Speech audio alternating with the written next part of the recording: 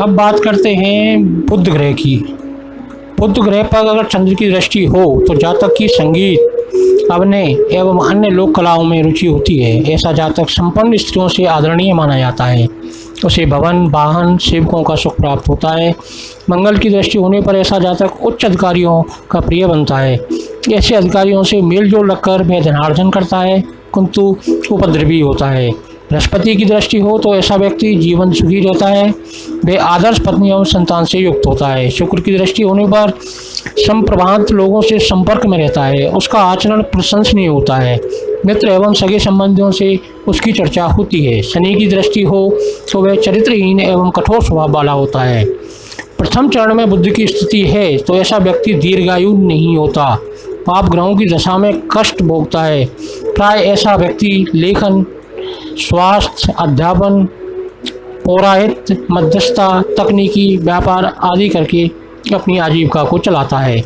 द्वितीय चरण में बुध की स्थिति हो तो ऐसे व्यक्ति की आयु मध्यम रहती है। वह एक साथ अनेक कार्यों को प्रारंभ करता है, पर सफलता एक में भी उसको प्राप्त नहीं होती है।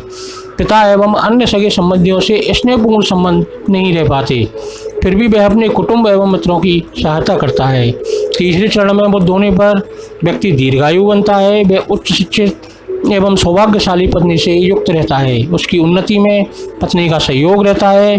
छिटपुट व्यापार, तकनीकी क्षेत्र में काम करना, ऐसे साधनों से वो जीवन का अपने का निर्वाह करता है।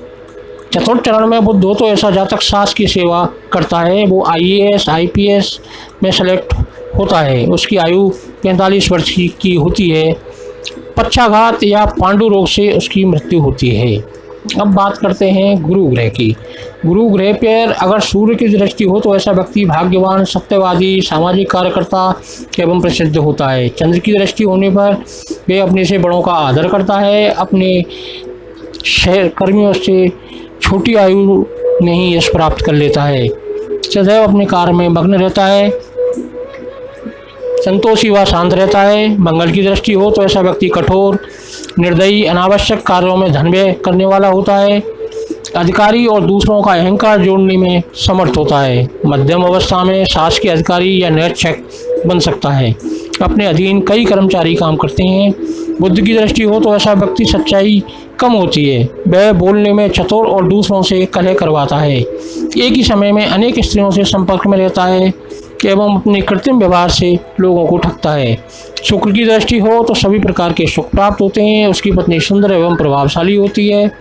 उसकी वस्त्र अलंकारों का शौक होता है और भवन, वाहन, सेवकों से युक्त रहता है। शनि की दृष्टि में ऐसा व्यक्ति अशांत व कलहपूर्ण जीवन व्यतीत करता है। प्रथम चरण में अगर गुरु की स्थिति हो तो ऐसा व्यक्ति कुशल वक्ता बनेगा, अपने पिता का प्रिय होगा एवं कुटुंब का एकमात्र आधार भी होगा। उसे सर्वत्र मान सम्मान प्राप्त होता है। ऐसे व्यक्ति की एक से अधिक पत्नियां होती हैं। व्यापारी संस्था में उच्च पद पर काम करता है। मूर्छा, दुर्घटना, बौद्धिक विकर्षणता के कारण रोगाग्रस्त रहता है। द्वितीय चरण में गुरु की स्थिति पुत्र पौत्रादिकों से युक्त होता है। 55 या 60 वर्ष की आयु रहती है। आपराधिक कार्यों में संलग्न रहता है। धार्मिकता का ढोंग रचता है और भूमि के माध्यम से धन अर्जित करता है। तृतीय चरण में गुरु हो तो जातक भ्रमण अधिक करता है। 32 वर्ष की आयु के बाद उसका जीवन संपन्न एवं सुखी बनता है। भोग विलास में विशेष रुचि रखता है। कई बार दुर्घटनाओं से चमत्कार पूर्ण बचाव भी होता है। प्रतियोगिता परीक्षा, स्पर्धा में विजय प्राप्त करता है। राजस्व, विधि, स्वर्ण, रजत वस्त्रों का व्यापार कर धन का उपार्जन करता है। यदि गुरु चतुर्थ चरण में हो तो ऐसा व्यक्ति दीर्घायु होता है। उसकी आयु लंबी होती है। उसे खाद्यान्नों के व्यापार से धन प्राप्त होता है। वह तंत्र मंत्र एवं ज्योतिष शास्त्र में पारंगत, चतुर व दूसरों का शोषण करने वाला भी होता है। अब बात करते हैं भरणी नक्षत्र में शुक्र ग्रह की। भरणी नक्षत्र के अंदर शुक्र ग्रह है और उस पर सूर्य की दृष्टि आ रही है तो ऐसा व्यक्ति शासन से धन की प्राप्ति करता है। उसकी विशेष कार्य क्षमता होती है, लेकिन उसका वैवाहिक जीवन दुखपूर्ण रहता है। पत्नी के कारण उसे कष्ट उठाने पड़ते हैं। चंद्र की दृष्टि हो तो व्यक्ति को समाज में उच्च प्रतिष्ठा प्राप्त होती है, लेकिन महिलाओं के प्रति अधिक आकर्षण के कारण वह दुश्चरित होता है। मंगल की दृष्टि हो तो व्यक्ति धनहीन एवं पग पग पर संघर्ष करता है। उसके जीवन में सुख शांति का पूर्ण अभाव रहता है। यदि बुध की दृष्टि हो तो जीवन में आने वाले विघ्नों के कारण कई बार उसे अपना मार्ग बदलना पड़ता है। इच्छा के अनुकूल उसका जीवन नहीं चल पाता। यदि गुरु की दृष्टि हो तो ऐसा जातक विख्यात एवं आकर्षण व्यक्तित्व रखता है।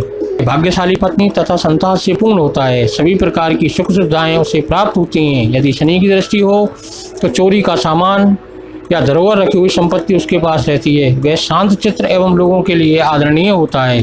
सभी के लिए उसके मन में दया भाव होता है। अब बात करते हैं शुक्र की प्रथम चरण में। प्रथम चरण में शुक्र हो तो ऐसा व्यक्ति संगीत एवं काव्य में प्रवीण होता है। व्याख्यान देने तथा शास्त्रीय गायन में बेजोड़ और अल्प आहारी व लोकप्रिय रहता है। अधिक धूम्रपान करने वाला होता है। उसके कपाल या नेत्रों के पास घाव का एक चिन्ह होता है। यह कलाकार के रूप में प्रसिद्ध होता है। उसे सुख उपभोग की लालसा तीव्र होती है। संगीत वाद्य आदि के व्यापार से उसे धन की प्राप्ति होती है।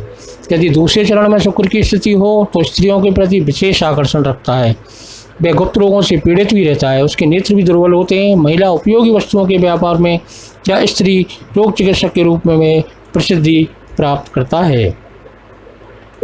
अब बात करते हैं तीसरे चरण में शुक्र की स्थिति हो तो उसका कद जो है वो ठिकना होता है, किंतु मृदभाषी होता है।